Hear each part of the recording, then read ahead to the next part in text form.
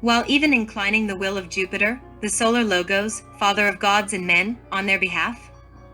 O Aeolus, Lord of the wind, you who have the power of calming and raising the waves of the immense sea. You who submerged part of the Trojan fleet within the boisterous waves, tell me, what will become of thee without thy divine mother Kundalini? From whence will you get such a great potency? O Neptune, Lord of the sublime marine profundities. O, thou great God who makes the winds flee and who appeases the furious elements before thy divine sight, can you perhaps deny that you have a mother? O Lord of the profundities! You know very well that without her you cannot grasp in your dexterous hand that formidable trident which grants you power over the frightful, deepest pools of the abyss. O Neptune! Venerable master of humanity, you who gave such wise precepts unto the populace of the submerged Atlantis, remember us as well, the ones who love thee, O great Lord. When the north wind raises the waves towards heaven, and some castaways see themselves rising with the waves to the stars, while for others the waters open, and in the troughs they see themselves submerging into the abysses, then there is no other hope than your mercy. The south wind strikes the ships against reefs hidden in mid-ocean. The southeasterly wind casts them helplessly from the high sea onto the sandbanks, running them aground, blocking them in with walls of sand or striking them against the cliffs. But you, O Lord Neptune, save many people who swim. Then all the crashing of the sea falls silent. The marine grottos, home to the sea nymphs, are mysterious sights that conserve the memory of your works, O great God.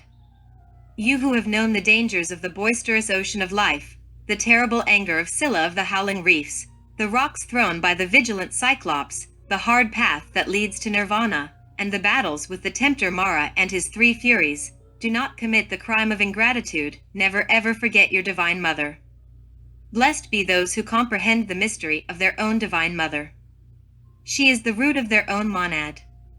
She carries in her arms our intimate Buddha, the child who is gestated within her immaculate bosom. Descending from the high summits, Venus disguised herself as a Spartan girl out hunting in order to visit her son Aeneas, the Trojan hero.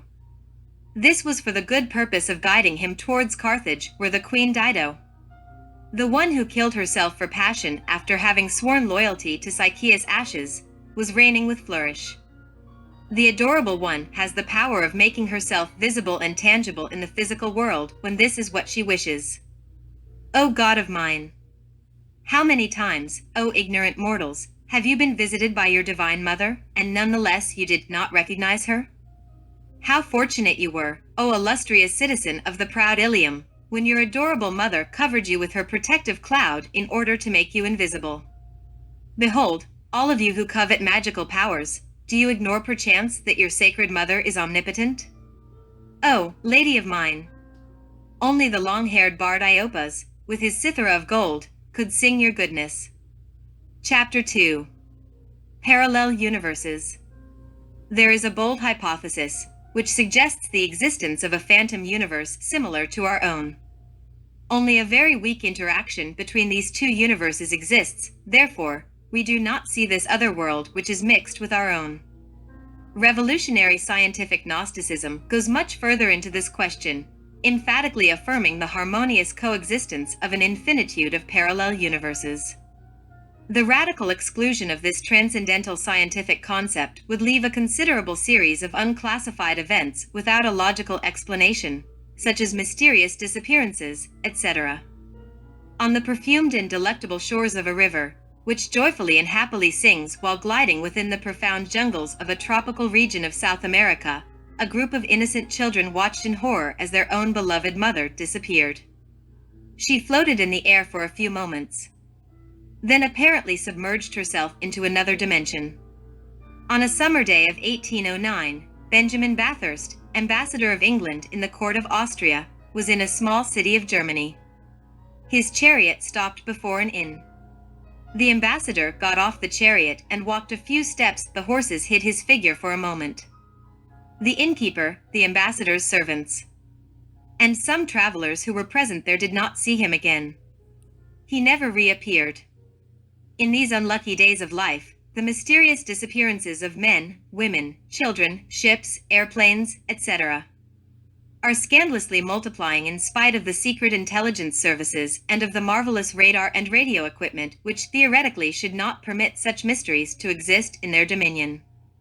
The concept of parallel universes is by all means more exact and more scientific than the famous subjective planes of the reactionary pseudo-occultism. A deep analysis would take us to the logical conclusion that such universes exist not only in the superior dimensions of space, but also within the submerged infradimensions. It is in no way an absurdity to affirm with complete clarity that within each parallel universe a series of universes exist. Let us refer to these as atoms, molecules, particles, cells, organisms, etc.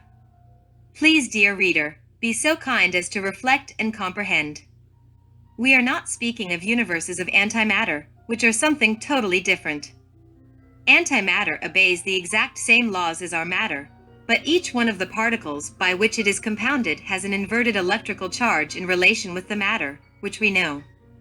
Millions of galaxies constituted of antimatter exist within the profound bosom of Mother Space, but they also have their own parallel universes.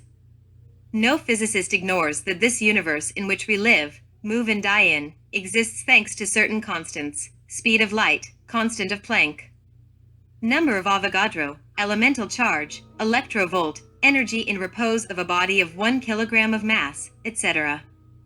When a universe possesses radically different constants, then it becomes totally strange and unimaginable for us. However, if the differences are not so great, interferences with our world become possible. The modern wise men have invented an astonishing magical mirror, the accelerator of protons. The scenes of our neighboring parallel universe, situated in the fourth dimension, certainly are astonishing. The extraordinary behavior of a certain mysterious particle named meson K causes perplexity, indecision, uncertainty. 3 Chinese scientists, Li, Yang, and Mrs. Wu, who live and work in the United States, discovered with surprise and amazement that the law of the conservation of parity is not accomplished by the meson K particles. This admirable, stupendous, and portentous discovery came to demonstrate that the meson K is behaving in a strange manner because it is disturbed by the marvelous and extraordinary forces of a parallel universe. Modern scientists are dangerously approaching the fourth dimension, and they even intend to pierce it with the help of the neutrino. The neutrino is prodigious, portentous, and astonishing. It possesses the capacity of crossing through an infinite thickness of matter without any appreciable reaction. Photons or grains of light can come from the unalterable infinite, but only a delicate sheet of paper is needed in order to stop them. Nonetheless, the neutrino can pass through the planet Earth in its totality as if it were a void. The neutrino is by all means the indicated agent in order to penetrate into the neighboring parallel universe. It has been a long time since the famous Italian scientist named Bruno Pontecorvo proposed the construction of a neutrino telescope. His idea was astonishing and momentous. Penetration into the neighboring parallel universe could be possible with such a revolutionary optic instrument. Certainly, it is remarkable to know that the meson K particles, whose strange activity permitted the Chinese scientists to establish the hypothesis of the parallel universes, are obtained via the disintegrating effects of neutrino emissions. The parallel universes mutually interpenetrate without confusion. Each one possesses its own space, which is not of our circuit. Revolutionary scientific Gnosticism goes much further than simple hypothesizes and suppositions, and solemnly affirms the existence of parallel universes. Students of esotericism need a spiritual cultural revolution. This matter of planes and subplanes is a matter or theme that has never been clear and objective and has only succeeded in conducing us into confusion. To modify the esoterist's lexicon is urgent. A new occult vocabulary is needed, a revolutionary special language that can exactly serve the Aquarian ideology. Instead of the aforesaid metaphysical planes and of many pompous theories, it is better to talk of parallel universes. Chapter 3. Rune FAAA. Beloved reader, we have stated very solemnly in our former Christmas messages that the poor intellectual animal is only a chrysalis, and that which is called man must be formed and developed within it. Certainly, The solar fire is what is needed in order for the accessibility of becoming human to be created and developed within each one of us. FOOU is the generative force, the central living and philosophical fire that can originate the authentic and legitimate mutant, the real and true human within the cosmobiology of the rational animal. Many types of fire exist. Let us remember the lights of St. Elmo seen during tempests. It is good for us to remember the mysterious column of fire which was guiding the Israelites in the wilderness. It is worthy to remember the strange meteors of fire that appear in cemeteries which physics in its own way has qualified under the name of fatuous fires. Many reminiscences of lightning exist in the form of balls, cat meteors, etc. In her monumental work entitled The Secret Doctrine, H.P. Blavatsky refers to the sacred fire of Zoroaster, or the Atashbavran of Parsis. How ineffable are the words of H.P.B. when she speaks of the fire of Hermes. The explanations of this great martyr from the last century are notable when she brings to our memory the fire of Hermes of the ancient Germans, the flashing lightning of Cybele, the torch of Apollo, the flame of the altar of Pan, the shining sparks on the hats of the Dioscuri, on the head of the Gorgons, on the helmet of Pallas, and on the caduceus of Mercury. How sublime was the imperishable fire in the temple of Apollo, and in the temple of Vesta!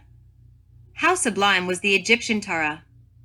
During the night of the centuries, how Magnus shone the fire of the Greek Catabates Zeus, which descended from heaven to earth in accordance with Pausanias. Certainly, the Pentecostal tongues of fire and the flaming bush of Moses are very similar to the burning tunnel which brought about the founding of Mexico. The imperishable lamp of Abraham still shines refulgent and terribly divine. The eternal fire of the bottomless abyss or pleroma of the Gnostics is something that can never be forgotten. When referring to the sacred fire, it is convenient to mention the fulgent vapors of the oracle of Delphi, the sidereal light of the Rosicrucian Gnostics, the Akasha of the Hindustani adepts, the astral light of Eliphaz Levi, etc. The initiatic books are written with characters of fire. We need to fecundate our intimate nature if what we truly want is the solar man to be born within ourselves. In re ignis natura renovator integra, the fire renews nature integrally. Among the multiple fires which crackle in the divine eagle, the one which glows, glitters, and shines in the pineal gland, the superior part of the brain, is always the singer of the Holy Spirit which carries the arc from city to city, in other words, from chakra to chakra along the dorsal spine. Really, we need to awaken consciousness with maximum accelerated urgency if what we want is to know ourselves in depth.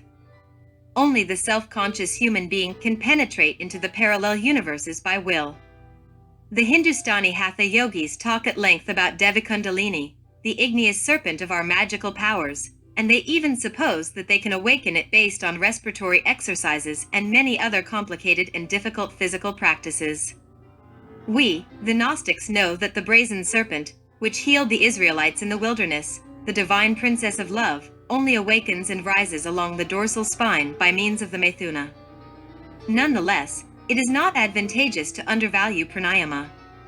It is worthy to know that this magical science of breath, pranayama, when wisely combined with scientific meditation, permits us to utilize certain sparks, flashes, flames of Kundalini, for the healthy purpose of attaining the awakening.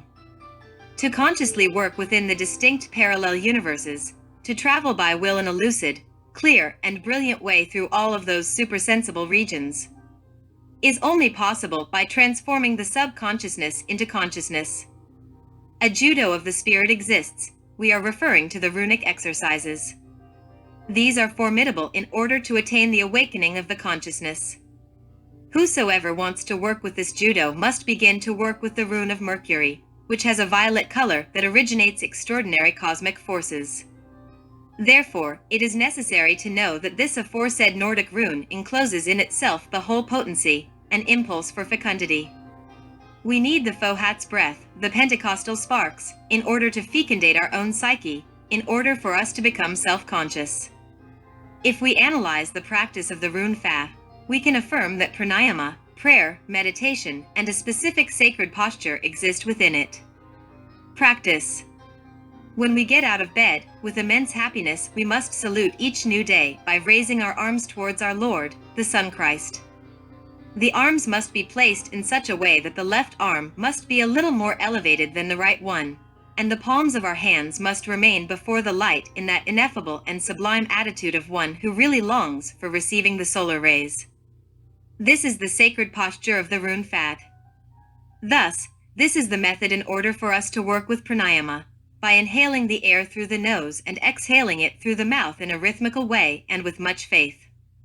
Let us imagine in those instants that the light of the Sun Christ penetrates within us through the fingers of our hands, then circulates through our arms, inundates the whole of our organism, and finally reaches the consciousness in order to stimulate it, to awaken it, and to call it into activity. You must also practice this runic judo in the mysterious and divine nights, before the starry sky of Urania, with the same posture, and praying like this. Marvelous forces of love, revive my sacred fires, so that my consciousness will awaken.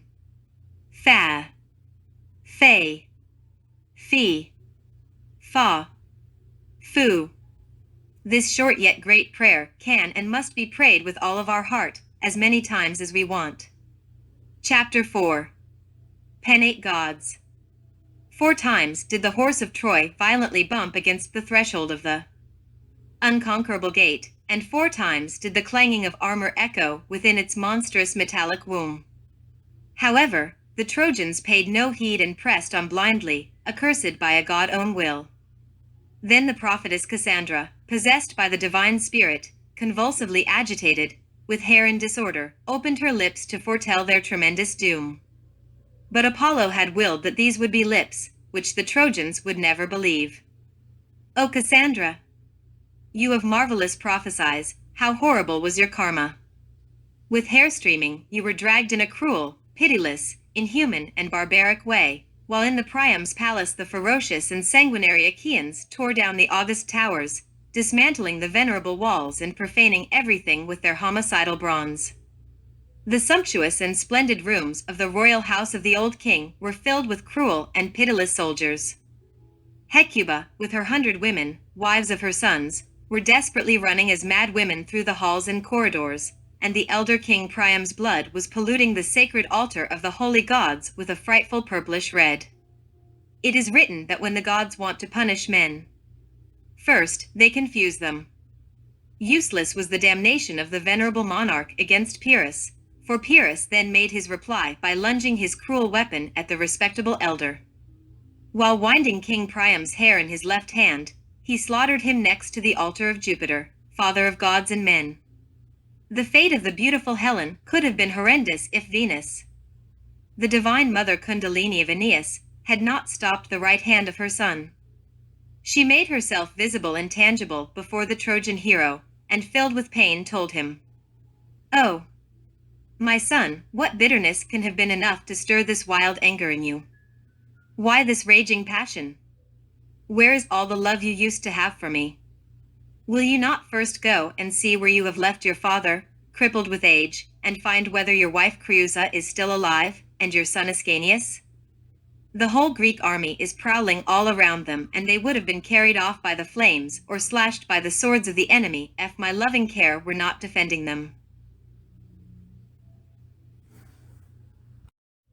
It is not the hated beauty of the Spartan woman, the daughter of Tyndareus, that is overthrowing all this wealth and laying low the topmost towers of Troy, nor is it Paris, although you all blame him, it is the gods, the cruelty of the gods. Look, for I shall tear away from all around you the dank cloud that veils your eyes and dulls your mortal vision. After the uttering of these words by his divine mother Kundalini, she then passed her adorable hand before the magnificent eyes of her son, the Trojan hero. Then before his rebel eagle sight, everything was transformed. The warriors, the spears, the overthrowing weapons, generals and counselors, everything disappeared as if by magic, and replacing all of this, he saw something terribly divine, the dreadful vision of the bleeding gods in all of their might, beating with their awful aegis the unconquerable walls of proud Ilium, and the walls falling with a great thundering, crash and roar. Old traditions tell us that from the side of the sea the Trojan warrior could see the god Neptune loosening the foundations, making an enormous and profound gap with his great steel trident. Everything before the eyes of the warrior was dreadful. Thundering Jupiter himself was throwing lightning bolts from Olympus, and Minerva, the goddess of wisdom, was killing thousands of Trojan warriors with her implacable scepter. The adorable divine mother Kundalini of the Trojan Aeneas said, "Behold, it is Jupiter himself who is rousing us the gods against the armies of Troy. Everything is lost, such is the heavenly decree. Escape, my son. Escape with all haste. Put an end to your struggle. I shall not leave your side till I see you safely standing on the threshold of your father's door." It is stated that this Trojan paladin immediately obeyed his divine mother Kundalini and left his home, abandoning the royal doom. When arriving at his home, he found a true apocalyptic drama, great weeping and lamentation. The head of the family, his elderly father, was complaining bitterly and refusing to leave his home in exile. Aeneas, in complete despair, rushed to take up his arms and once again rejoin the battle, in spite of the gentle anguished request of his wife. Fortunately, divine Jupiter, the cosmic Christ, intervened by sending an extraordinary prodigy, bringing to him new hopes. The sacred fire of the altar jumped, and a light began to stream from the top of the pointed cap of his son Lulu's. The flame seemed to lick his soft hair and feed round his forehead without harming him, and when he wanted to quench the holy fire with lustral water, the grandfather of the child, the father of Aeneas, supreme head of the family, recognized the will of God, and raising his palms upward, lifted his voice in prayer. Then, a sudden peal of thunder rang out on the left. A star fell from the sky gliding over the topmost pinnacles of the house and buried itself, still bright, in the woods of Mount Ida. The whole prodigy was definitive, so at last his old father, who refused to abandon his home, where he saw himself lingering for many long years, was truly convinced and willing to go with the illustrious warrior, his grandson, and the whole family. The legend of the centuries states that before abandoning Troy, the respectable father of Aeneas had to penetrate into the temple of Ceres, the cosmic mother, in order to take with profound devotion and divine terror his penate gods. The heroic general Aeneas could not personally touch the sacred sculptures of the holy venerated gods, since he had fought and killed many men. Only by purifying himself with the pure waters of life could he have the right to touch these terribly divine effigies. A lethargy of innumerable centuries weighs upon the ancient mysteries. Nonetheless, the penate gods continue to exist within the parallel universes. The Hierophants can converse with these penate gods, who are regents of cities, countries, towns, and homes, while in the supersensible worlds of the superior dimensions of space. The blessed protector of a town is a penate god or holy guardian angel. The secret rector of any city is its special deity. The protector spirit of any family is its spiritual director. All of these genii or mysterious jinns of family, race, nation, tribe, or clan certainly are the penate gods of ancient times, who continue to exist in the superior worlds. We have conversed many times with these penate gods, regents of ancient classical cities. Some of them are suffering the unspeakable, paying terrible karmic debts. Ulysses, who had been chosen to keep watch, was guarding the loot of bowls of solid gold, all the robes and treasures of Troy, etc., which they pillaged and were going to distribute among themselves. He could not see Aeneas the Trojan, who shouted in the darkness of that tragically night, calling on to his wife Creusa. The will of the holy beings was fulfilled. Troy burned in a great holocaust, and Creusa died, but Aeneas, together with his elderly father, his son, and many people escaped towards the lands of Licinium, carrying the penate gods. Chapter 5. The Puncta. Very profound scientific analysis has come to impressively, convincingly, and decisively demonstrate that the atom is in no way the most infinitesimal particle of matter.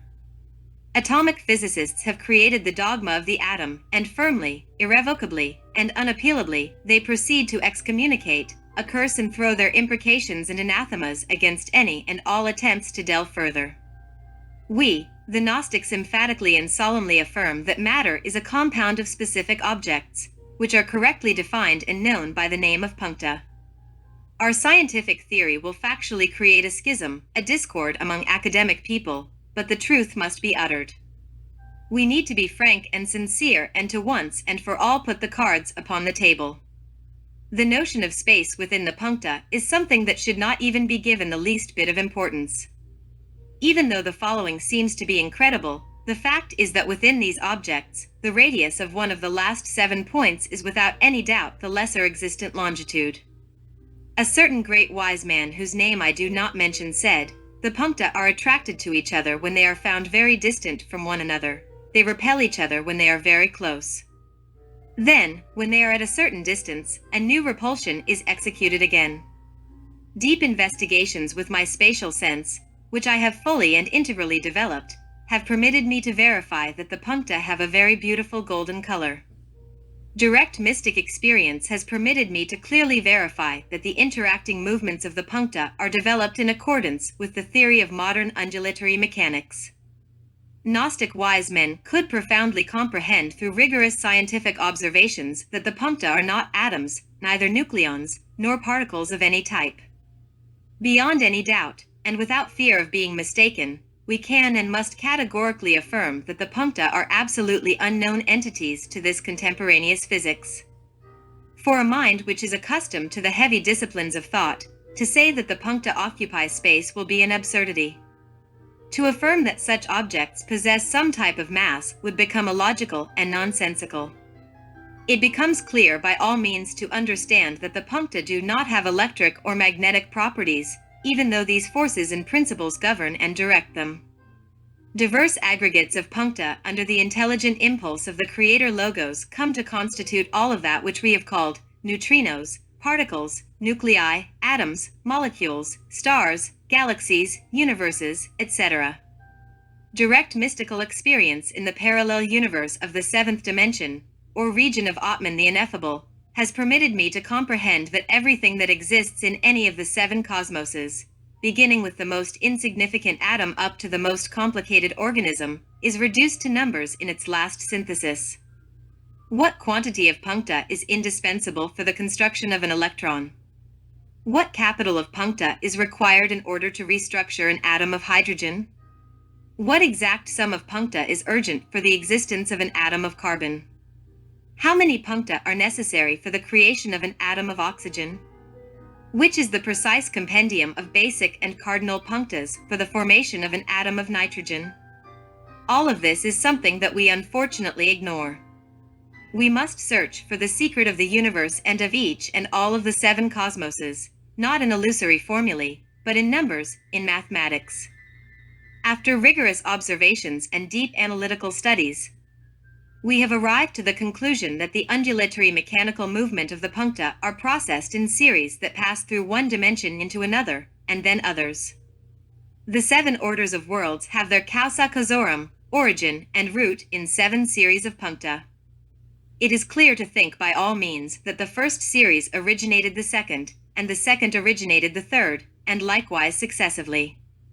By analyzing and examining this matter of the puncta, and their development in series, which are multidimensionally processed, we find the very foundation of the parallel universes. Analysis, experience, and superior logic permit us to comprehend that there exist universes, which travel in time in a distinct manner to our own, are constructed in a strange way, and are submitted to different laws. Worlds, which are located in other times, which are strange and mysterious for us, travel throughout the starry space. Nature plays multiple games in the infinite space, but the puncta are the living foundation of any type of matter. The last treatise of physics has never been written in any corner of the universe, and if, perchance, Einstein would reincarnate in some galaxy of antimatter, he would have to astonishingly recognize himself as being illiterate. Pseudo-esoterist and pseudo-occultist authors have written a great deal about cosmogenesis, but in the infinite space millions of distinct and different microphysics and cosmogonies exist. It is urgent to analyze, to judiciously observe, and to pass beyond the particles of modern physics, if we truly want to know the primary elements, the fundamental puncta. It is the hour of transcending naive atomism, and to profoundly study the puncta and the secret laws of life. Chapter 6. Return and Transmigration. Ancient traditions tell us that Aeneas the Trojan, while in exile with his people, was sheltered for a time in the mountain range of Ida until the Greeks had to abandon ancient Troy. When the Hellenes abandoned the heroic ruins of the proud Ilion, Aeneas built a fleet. Weeping, he left the shores of his native land, its harbors and the plains where the ancient citadel of Troy had once stood. Now it lay smoking on the ground, transformed into black ruins. The wind blew and swelled the sweet sail under the light of the full moon, while the oar, struggling with the soft marble, carried the hero with his fleet and his people to the shores of Thracia. It was a savage country, yet he hoped to find a welcoming land, since the Thracians had ancient ties with the elder Priam. The history of the centuries tells us that in the savage land of the Thracians, Aeneas laid out a city, which he named Aeneade. When the Trojans were performing the sacrifice to Jupiter the cosmic Christ, precisely in the moments in which they were preparing themselves in order to light the fire and sacrifice a gleaming white bull, an extraordinary prodigy happened. The branches, which they cut from a tree for fire, dripped dark gouts of blood which stained the earth with gore. Aeneas was chilled with horror and began to pray to the ineffable gods, begging them to turn what he was seeing into good and to make the omen blessed. The hero tells us that he tore some other branches off from the same tree, but the dark blood flowed from the bark of all of them, until he heard a heart-rending groan emerge from deep in the mound, and a voice rose in the air telling him, "Why do you tear my poor flesh, Aeneas? Take pity now on the man who is buried here, and do not pollute your righteous hands. I am not stranger Toy, it was Troy that bore me, and this is not tree that is oozing blood escape. I beg you, from these cruel shores, from this land of greed, it is Polydorus that speaks. This is where I was struck down, and an iron crop of weapons covered my body. Their sharp points have rooted and grown in my flesh. The legend states that upon the mound of soil in which the roots of that tree were inserted, Aeneas consecrated an altar, dark with funeral wreaths and offerings of foaming cups of warm milk and bowls of wine. Thus, this is how the funeral of Polydorus the dead warrior, who was killed in hard battle, was celebrated. Since the ancient times of Arcadia, when worship to the gods of the four elements of the universe and to the deities of the tender corn was still performed, the old hierophants, with their hair growing white with wisdom, never ignored the multiplicity of the eye. Is it then rare, perchance, for any one of these many entities, which constitute the ego, to seize itself to life with much obsession and to be reborn in a tree?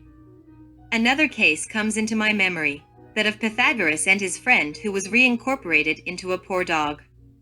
But is it not perhaps true that the centaurs are assisted? What are the legends of the centuries telling us? These epic warriors, centaurs, who fell bleeding among the helmets and bucklers of those who gloriously died for the love of their people and their country, receive a well-deserved extra help when they return into this world. It is written with tremendous words that the centaurs, before returning into this valley of tears, eliminate part of themselves, part of their beloved ego. The law for centaurs is as follows: what is decisively criminal in them must enter the crematorium of the infernal worlds, and what is less perverse must be reincorporated into a human body. The old laurel-crowned Florentine Dante found many centaurs in the abyss. Let us remember Chiron, the old tutor of Achilles and Pholus, who was so frenzied.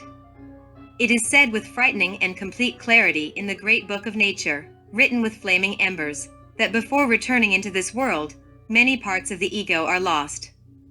Many psychic aggregates of the itself are reincorporating into organisms of beasts, others are desperately being seized, as the case of Polydorus, into the branches of trees, and finally, certain subjective elements of the eye continue their involution into the submerged mineral kingdom.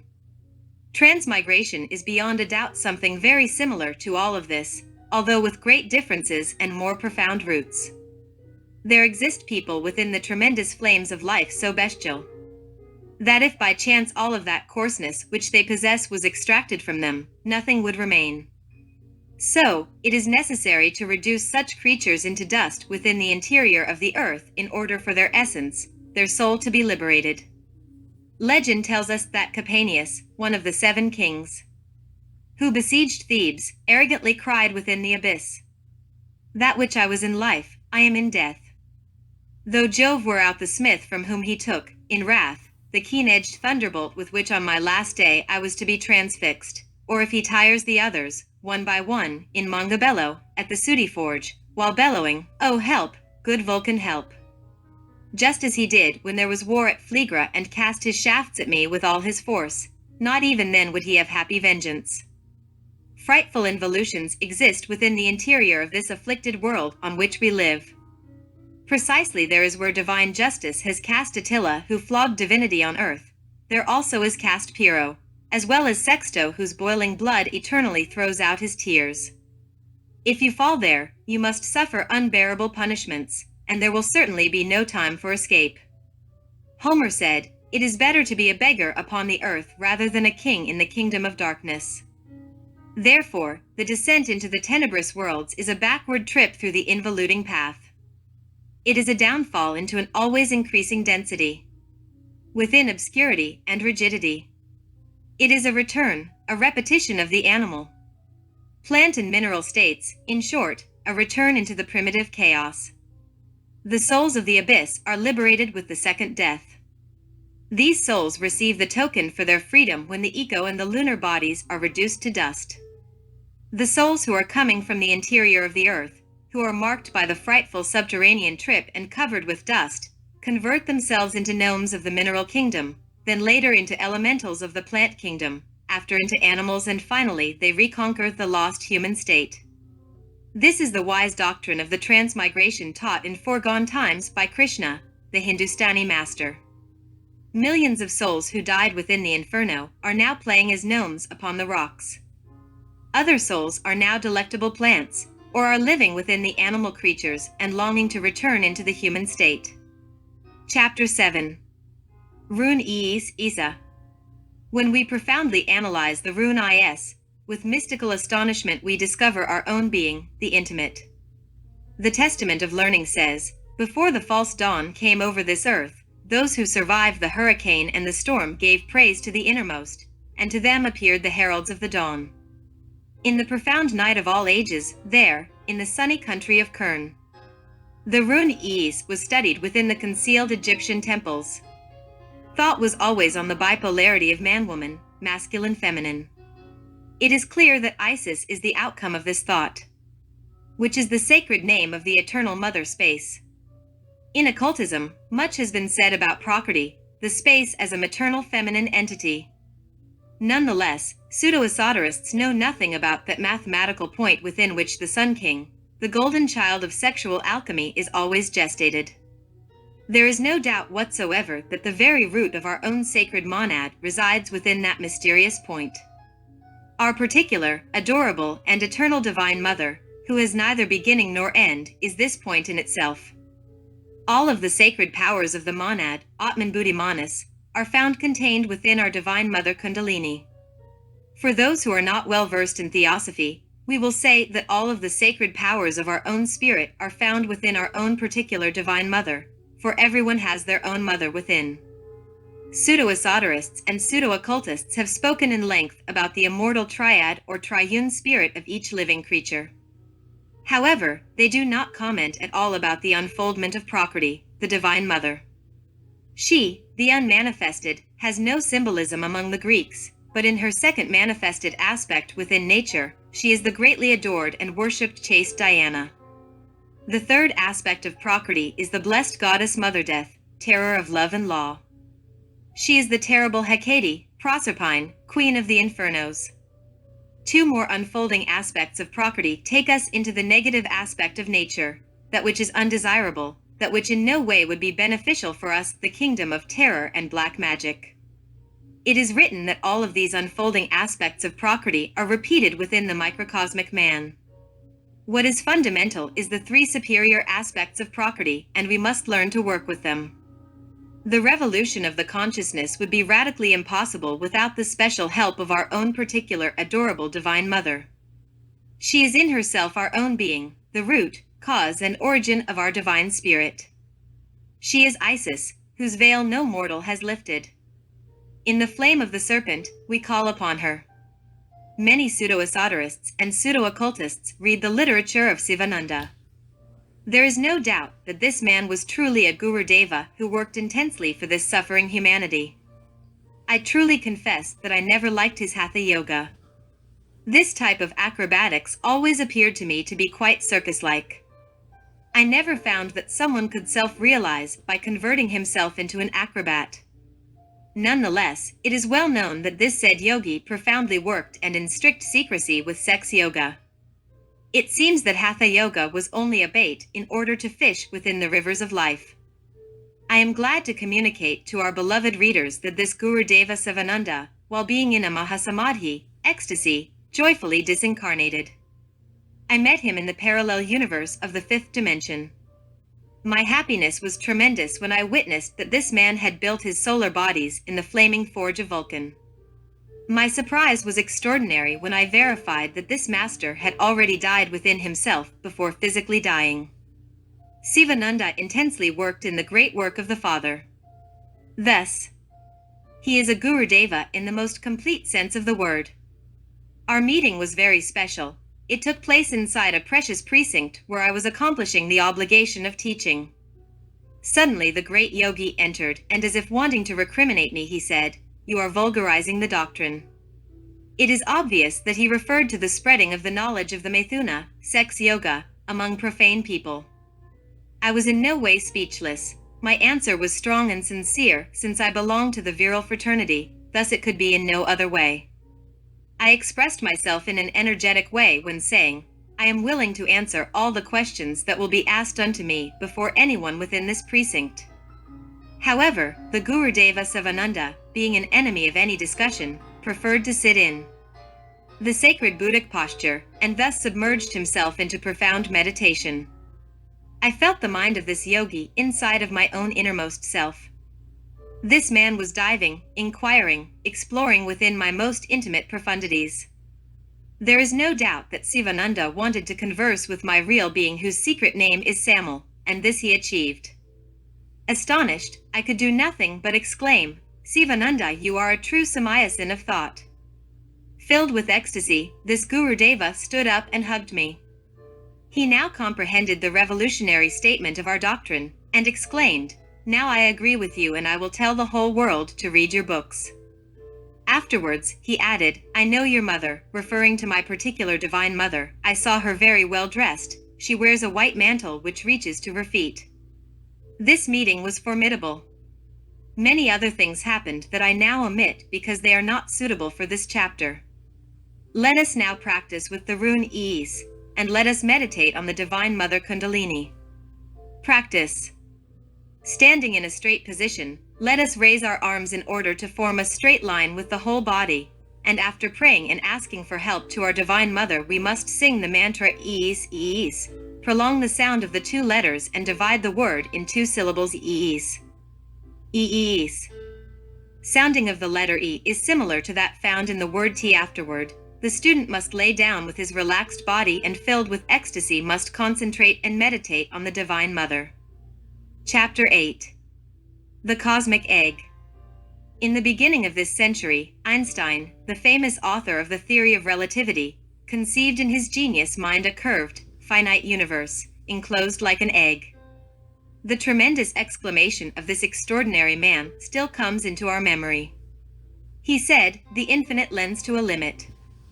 It is not ignored that later on, Edwin Hubble, at the famous observatory of Mount Wilson, discovered with great astonishment that all the galaxies which abide in the infinite space are moving away from each other at fantastic velocities. This is an undeniable fact. Disgracefully, George Lemaitre did not know how to comprehend this, and in searching for causes, he arrived at mistaken conclusions. If the universe is in a constant expansion, he absurdly explained, it is because it exploded from a center of a primeval atom in a foregone day. Lemaitre, with his aired calculations, firmly believed that his primeval, original nucleus had an exiguous, small, insignificant diameter, only the distance from the Earth to the Sun, in other words, 150 million kilometers. Certainly, let us imagine at least for an instant the infinite space proportionally minuscule. Such a primeval nucleus, in accordance with Lemaitre, would have so frightful a density that, because of the very proximity of the atoms, the temperature would rise, as a natural consequence, to hundreds of millions of degrees over zero. In this inconceivable temperature, in accordance with that theory, the liberated atomic energy would be so great and the cosmic radiation so intense that everything would end in dislocation. Therefore, the profound explosion would be like the eruption of a terrible and frightful volcano. All of this is marvelous, but who placed that cosmic egg there? What was existing before? Why did this cosmic explosion have to be performed in a determinate mathematical instant and not before or after? Where is the foundation for such a theory? Who would be the eyewitness to these facts which are included in this hypothesis? We, the Gnostics, comprehend in depth that the galaxies are moving away from each other.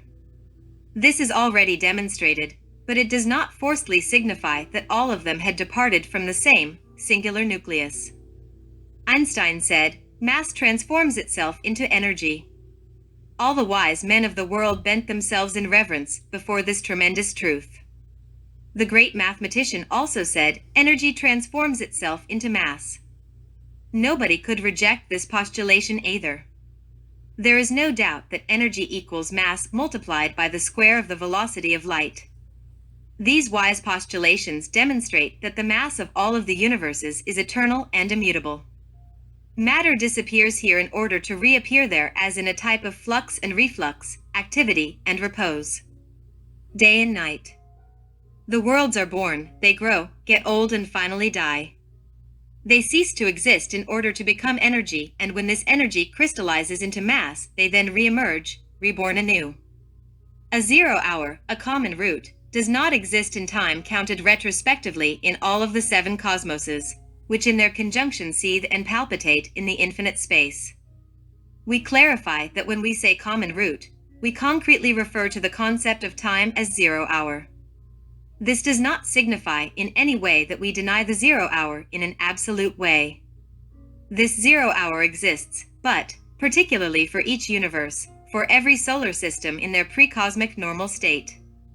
In other words, we will say that each solar system of the unalterable infinite has its Mahamanvantras and Mahapralayas, meaning its cosmic days and nights, epochs of activity and repose. Millions of solar systems exist within this galaxy in which we move and have our being in, and while some of them are found in their 0 hour, others are in complete activity. This is also repeated in the human being and in the atom. It is repeated in all that was, is, and will be. Modern scientists try to explain all of these things, but only based on the natural laws. It becomes frightfully ridiculous to want to exclude the intelligent principles of such laws. Each world of the starry space possesses its own FOAA, which is omnipresent in its own sphere of action. Beyond all doubts, we can and must emphatically affirm that there are as many FOAAs existing as there are worlds. Each one of these varies in power and in degree of manifestation. Millions, billions, and trillions of FOAAs exist, and these are in themselves conscious and intelligent forces. Truly, the FOAAs are the constructors, the sons of the dawn of the Mahamanvantara, cosmic day. They are the true cosmo-creators. Our solar system, which was brought into existence by these agents, is certainly constituted of 7 parallel universes. Therefore, FOAA is the electric, vital, personified power, the transcendental unity which embraces all of the cosmic energies, in our 3-dimensional world as well as in the parallel universes of the superior and inferior dimensions.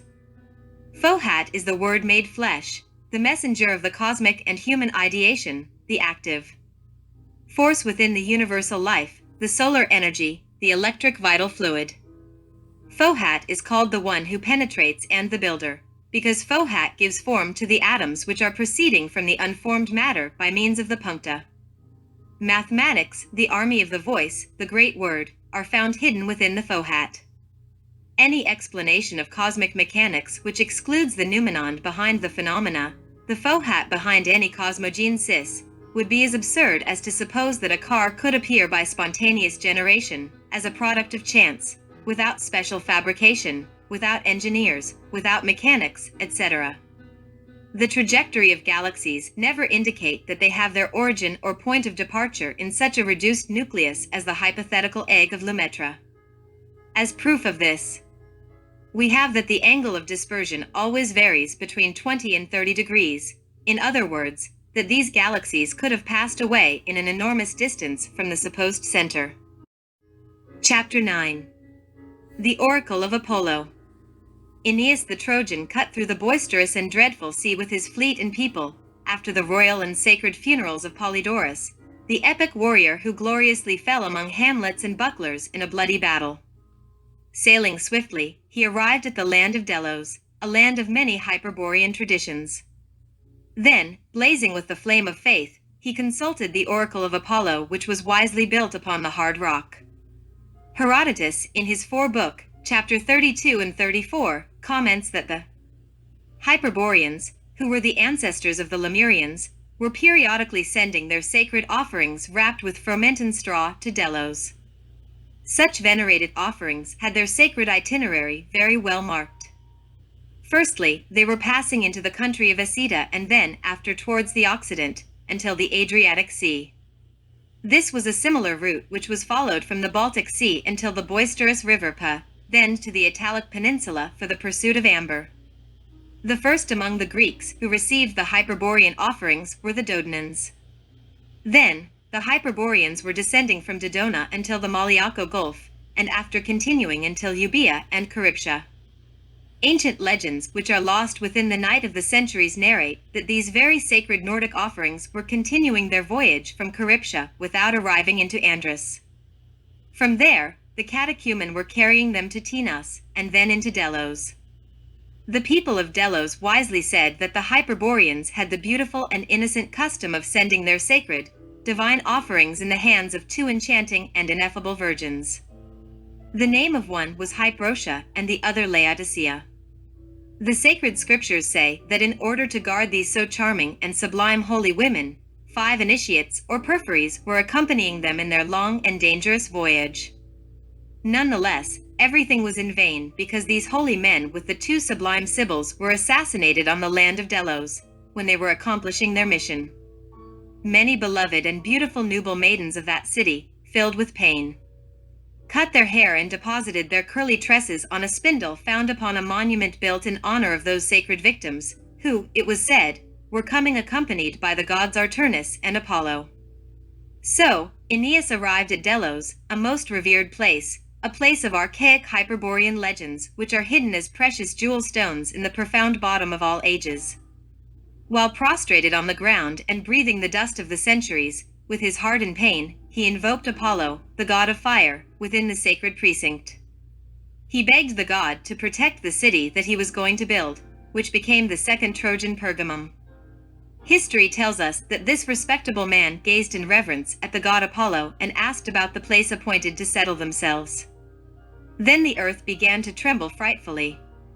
The hero and his people threw themselves to the ground, and these were the words that Phebo Apollo said. O much enduring sons of Dardanus, the land which first bore you from your parents' stock will be the land that will take you back to her rich breast. Seek out your ancient mother. For that is where the house of Aeneas and his sons' sons and their sons after them will rule over the whole earth.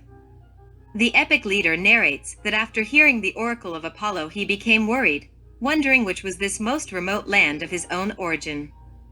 Then, his elderly father, who was vividly remembering the ancient family tradition, said, Listen, you leaders of Troy, and learn what you have to hope for.